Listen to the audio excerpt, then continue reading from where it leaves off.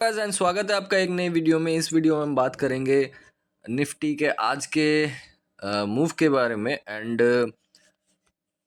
मैंने आज सुबह से ही मुझे पता था कि निफ्टी एक लो लगाने वाला है। एंड इसके बारे में हम डिटेल में चर्चा करेंगे कि क्यों मुझे ये पता था। एंड ये इधर से 24,200 से कैसे शार्पली रिवर्स किया। एंड मैंने व्हाट्सएप डिस्कशन ग्रुप में भी ये मेंशन कर दिया था कि be careful, I am not optimistic but I think reversal can happen in any time.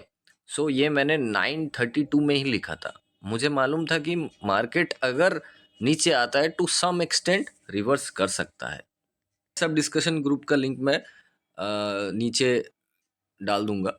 सो चलिए देखते हैं कि क्या हुआ और कैसे हम लोगों ने इसको प्रिडिक्ट किया। सबसे पहले एक लाइन ड्रॉ कर देते हैं। जैसा कि हम देख सकते हैं कि यहाँ पर निफ्टी ने एक बहुत बढ़िया ट्रेंडिंग मूव दिया था। ट्रेंडिंग मूव के बाद निफ्टी ने वॉलेटिलिटी क्रिएट किया। तो एक चीज़ हमेशा याद रखना, ट्रेंडिंग के बाद वॉलेटिलिटी होती है, वॉलेटिलिटी के बाद साइडवेज आता है। ये फेस ना चलता ही रहता है, ठीक है। साइडवेज के बाद वापस ट्रेंडिंग आएगा, फिर वॉलेटिलिटी आएगी, फिर साइडवेज होता है। क्यों ऐसा होता है? क्योंकि देखिए, पहले ट्रेंडिंग ऐसा जाता है तो यहाँ किसी ने बाई किया, यहाँ किसी ने बाई किया, यहाँ किसी ने बाई किया, वो कहीं तो निकालेगा, मतलब निकालेगा इन द सेंस कहीं तो अपना पोजीशन काटेगा। तो वो पोजीशन काटने के ही मतलब साथ साथ तुरंत ही मार्केट में एक, मान के चलिए अप ट्रेंड में ना एक प्रॉफिट बुकिंग आ जाती है, जिसको हम प्रॉफिट बुकिंग कहते हैं, सेलिंग नहीं।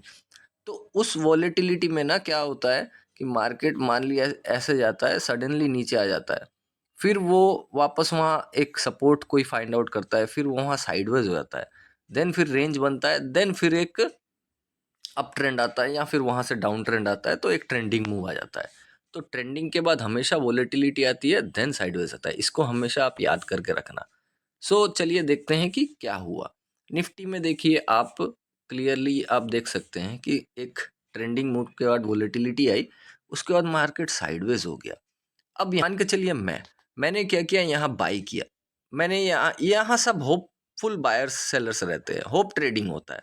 तो मैंने यहाँ होपफुली बाई किया और मैंने स्टॉप लॉस यहाँ रखा, और मेरा टारगेट रहेगा कि इसके ऊपर जाएगा तो मैं यहाँ पर अपना पोजीशन और ऐड करूँगा। यहाँ क्या हो रहा है कि मार्केट एक ही जगह पे चिपका हुआ है, तो प्रीमियम डीके हो रहा है। तो मान के चलिए मैंने 90 में कुछ बाई किया, फिर वो 70 पे आ गया, फिर मैंने उसको एवरेज किया, फिर वो 50 पे आ गया, फिर मैंने एवरेज किया।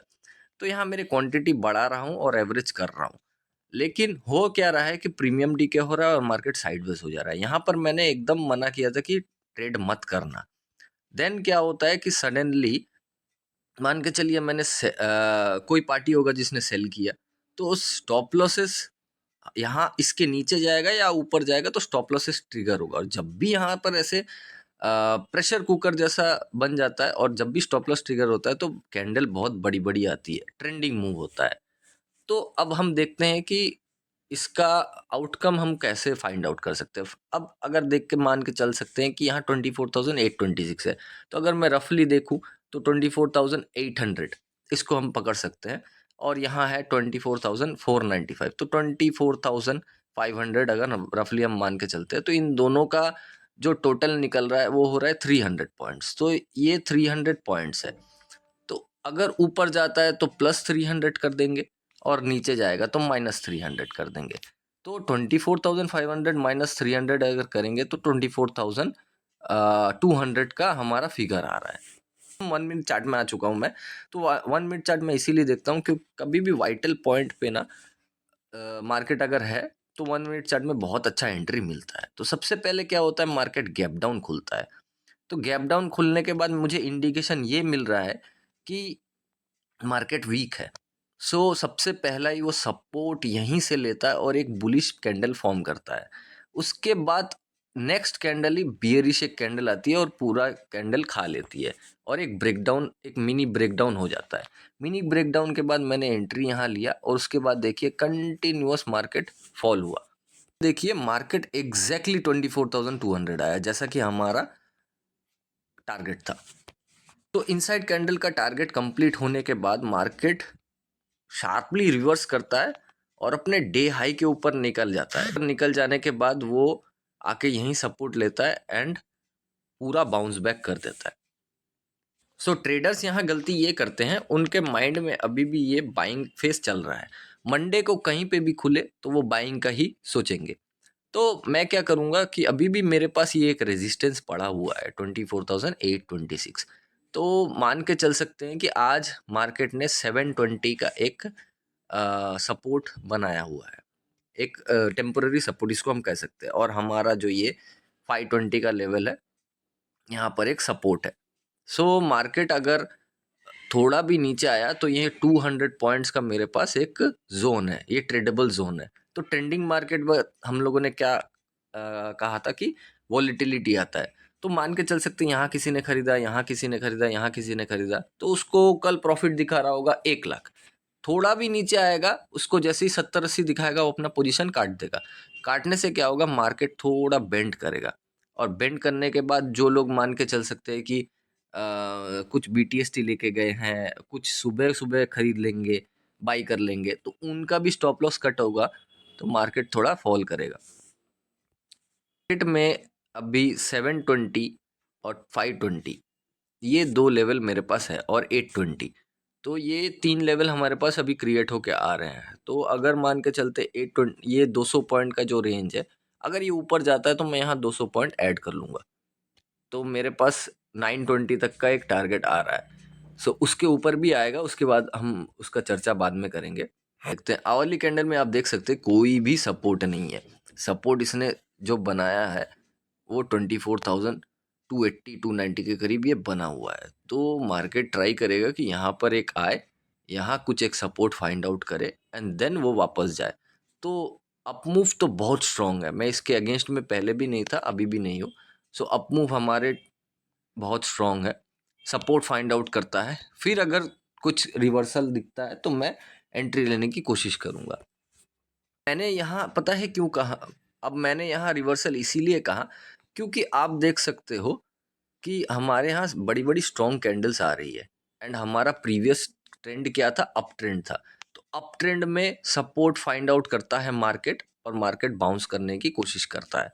तो आज का जो कैंडल आया है वो उसने पिछले 1 2 3 4 5 पूरे 5 6 कैंडल को खा गया है।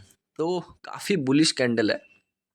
लेकिन बात ऐसी है कि हमारे यहाँ पर जो भी कैंडल्स आ रही हैं बुलिश, वो बड़ी बड़ी आ रही है, और जो बियरिश कैंडल है वो छोटी छोटी आ रही है। तो मैं अभी भी बुलिश ट्रेंड के साथ ही हूँ। रिटेल ट्रेडर दिक्कत उनका ये आता है कि एक चीज़ वो भूल जाते हैं कि बड़ी कैंडल के बाद हमको ट्रेड नहीं लेना होता है। बड़ी कैंडल के बाद वोलेटिलिटी आती है, बड़ी कैंडल के बाद हमको थोड़ा पॉज लेना चाहिए।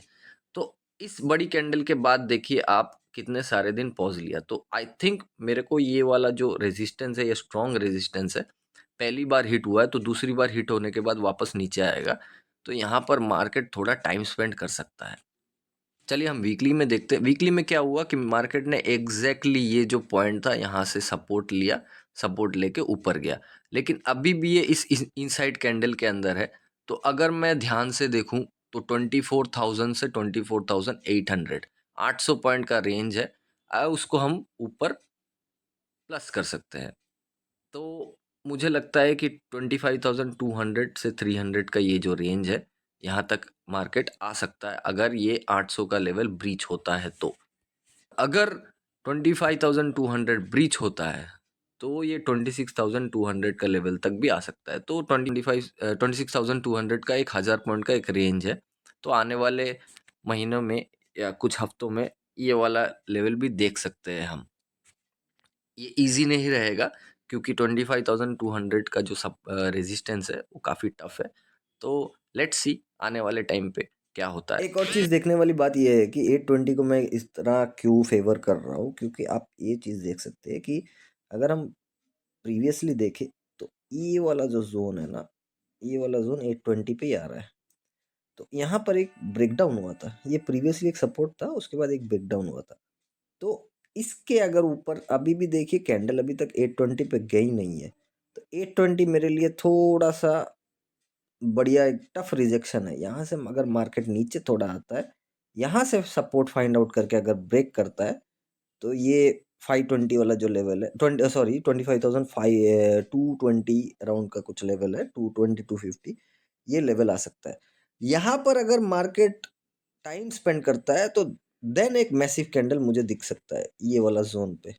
ये फ्रेश जोन है या फिर मार्केट थोड़ा नीचे आएगा। तो हमेशा ऐसा ही होता है कि यहाँ पहला कंसोलिडेशन हुआ है तो मैं एक्सपेक्ट कर रहा हूँ यहाँ भी कंसोलिडेशन होगा। तो मार्केट को जितना जल्दी हो सके 820 का लेवल निकाल के मतलब निकल जाना चाहिए। चलिए स्टॉक्स देखते हैं। स्टॉक्स में सबसे पहला था आज का भारतीय एयरटेल। भारतीय एयरटेल ने क्या किया, यहाँ पर ऑल टाइम हाई बनाया था, उसके बाद वो नीचे आया और नीचे आके उसने वापस से एक अटेम्प्ट किया, वापस से वो दूसरी बार यहाँ पर उसने ट्रेंड लाइन पर टच किया, वापस नीचे आ गया, ऐसे सपोर्ट फाइंड आउट करके वापस यहाँ आया थर्ड टाइम। तो मैं एक्सपेक्ट कर रहा था कि यहाँ एक कंसोलिडेशन अगर अच्छा खासा होता है तो देन ब्रेकआउट बहुत बढ़िया एक ज़बरदस्त ब्रेकआउट मिल सकता है। हुआ यूँ कि अगर हम ध्यान से देखें तो ये 1620 वाला जो लेवल है, यहाँ पर एक ब्रेकडाउन हुआ था। उसके बाद मार्केट ने 1 2 3 4 5 और ये सिक्स्थ अटेम्प्ट लगाया। उसके बाद मार्केट आज का मार्केट जो था वो काफ़ी वीक था। जैसा हम लोगों ने देखा निफ्टी भी काफ़ी फॉल कर रहा था, लेकिन भारतीय एयरटेल फ्लैट खुल के वो 1620 को ब्रीच कर रहा था।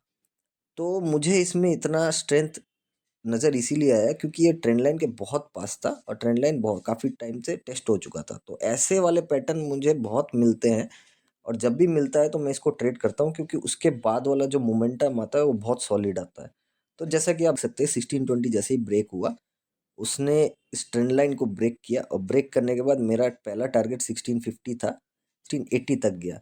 तो सबसे पहले 1620 से 1650 का 30 पॉइंट तो कैप्चर हुआ और उसके बाद 1650 से फिर 1680 30 पॉइंट हम ट्रेलिंग में निकाल दिए। मैंने पूरा टारगेट कैप्चर नहीं किया, मैंने 1660 के अराउंड 1670 के अराउंड मैंने निकाल दिया। सो बहुत बढ़िया एक ट्रेड रहा ये आज का। नेक्स्ट है इन्फोसिस। इन्फोसिस सबसे पहले एक ऑल टाइम हाई बनाता है, फिर गिर जाता है, फिर नेक्स्ट टाइम दूसरे बार अटेम्प्ट करता है, फिर गिर जाता है, फिर तीसरे बार अटेम्प्ट करता है, फिर ट्रिपल यहाँ अटेम्प्ट होते हैं।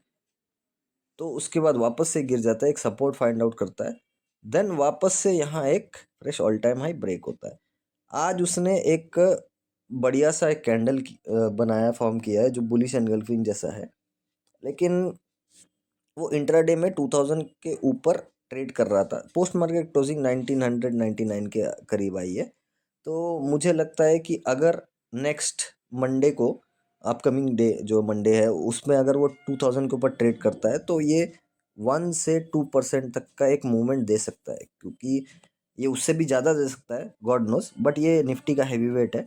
ये अगर ज़्यादा चल गया तो ये निफ्टी को भी 25,000 उड़वा देगा। तो चांसेस आर वेरी लो। तो 1 से 2% तक का एक मूवमेंट एक्सपेक्टेड है।